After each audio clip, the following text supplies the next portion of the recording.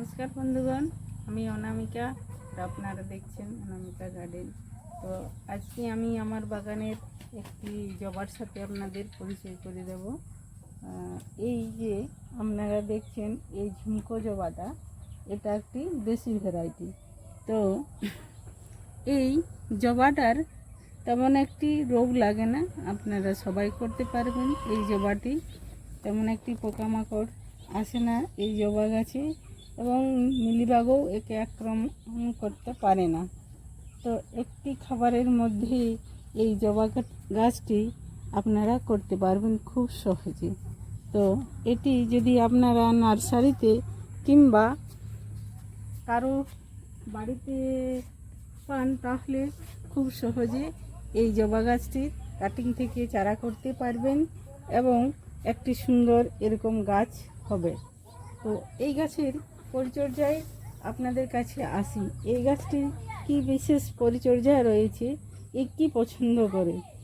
এই জবা গাছটি মূলত খুব ভালো পছন্দ করে ভার্মি কম্পোস্ট নতুবা কিচেন ওয়েস্ট, আর নইলে পুরনো গোবর সার।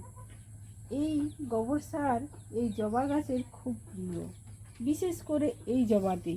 তার সঙ্গে যদি এক মুঠো বড় গাছ হলে সর্ষের খোল 10 দিন অন্তর দিয়ে যান, তাহলে আপনার বাগানকে ফুলে ভরে রাখবে। তাই আপনাদের কাছে এই জবা গাছটি আমি নিয়ে এলাম, যে দেখাবো আমার জবা গাছটিতে কত কুঁড়ি রয়েছে এবং সুস্থ সবল রয়েছে। তাই এই গাছটি এই পরিচর্যা করুন, দেখুন আপনারা খুব সুন্দর একটি রেজাল্ট পাবেন।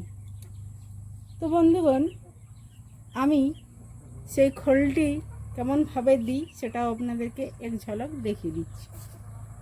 আপনারা দেখতেন পাচ্ছেন, এটার আমি যেমন তেমনভাবে পরিচর্যা করি, তাই সেরকমভাবেই আপনাদেরকে দেখাচ্ছি। এটা হচ্ছে একটি সর্ষের খোল। তো আমি এটা ভিজাইও নি আর গুঁড়ো করি না, এমনিভাবে টুকরো টুকরো করে ভেঙে গাছের গোড়া দিই আর জল দিয়ে দিই। আমি এই গাছটি তেমন পরিচর্যা করিনি, দেখুন তাতেও খুব সুন্দর রেজাল্ট।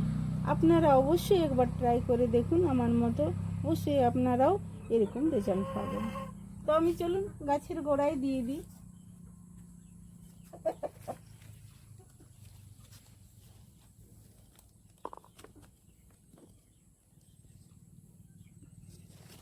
এটা ধীরে ধীরে ডিকম্পোস্ট হবে আর এই গাছের খাবার জোগাবে।